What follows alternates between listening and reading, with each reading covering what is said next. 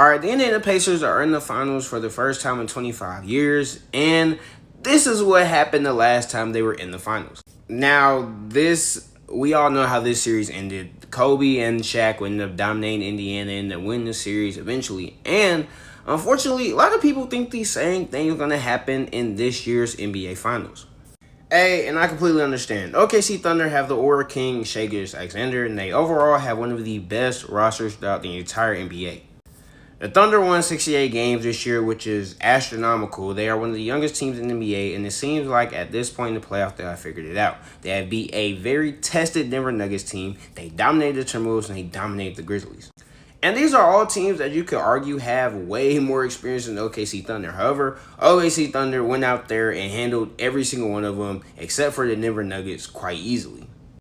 So when people say that they have the Thunder winning in 5 games or 4 games, I'm not that surprised. However, I think we all need to slow our roll a little bit on the Thunder.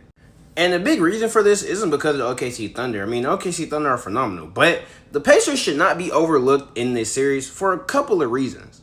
Number one, the Pacers have been the hottest team in basketball since January. That's actually one of the biggest reasons why they have made it this far. They have consistently been making their shots. They have been playing the best basketball out of every single team in the Eastern Conference, and it has led them to the NBA Finals.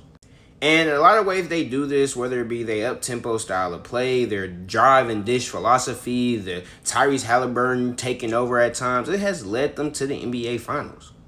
And with how great that the supporting cast of the Pacers has been playing, it can definitely expose some of the things that OKC was able to get away with in the conference finals with Minnesota and against Ja Morant and the Grizzlies. You see, OKC versus Minnesota, they were able to hone in on Anthony Edwards because he was, for the most part, the biggest threat and the only threat with the ball going downhill in his hands under Timberwolves.